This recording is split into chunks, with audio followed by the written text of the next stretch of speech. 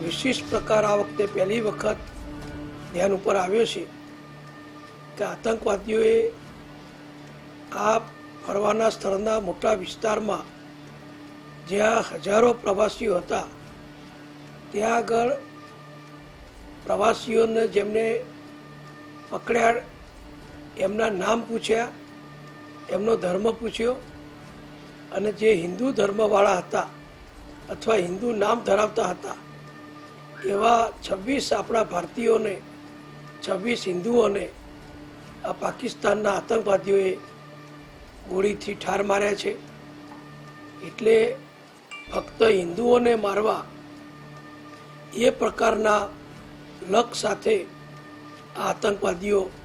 આવ્યા અને એમણે આ જધન્ય કૃત્ય કર્યું છે. આપણે બધા જાણીએ છીએ કે પાકિસ્તાન ભારતમાં શાંતિ સ્થાપવા દેવા માગતું નથી. કાશ્મીરમાં શાંતિ સ્થપાય નહીં, કાશ્મીર સળગતું રહે, એ પાકિસ્તાનીઓની એ મેલી મુરાદ છે. અને એટલે જ એ મેલી મુરાદને પાર પાડવા કાશ્મીરમાં જે શાંતિ સ્થપાઈ રહી છે, હજારો ભારતીયો ખૂબ સરળતાપૂર્વક કાશ્મીરનો પ્રવાસ કરી રહ્યા છે,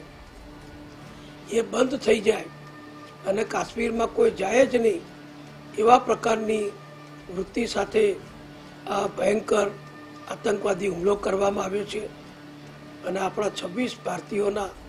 દુઃખદ અવસાન થયા છે, જેમાં આપણા ગુજરાતના પણ 3 નાગરિકોનો સમાવેશ થાય છે. અને આખો દેશ ઈચ્છે છે કે અગાઉ જે રીતે સર્જિકલ સ્ટ્રાઇક કરી અને આતંકવાદીઓનો સફાયો કર્યો હતો, જે રીતે અનેક બનાવોમાં આતંકવાદીઓને આપણે અત્યાર સુધી સેંકડો આતંકવાદીઓને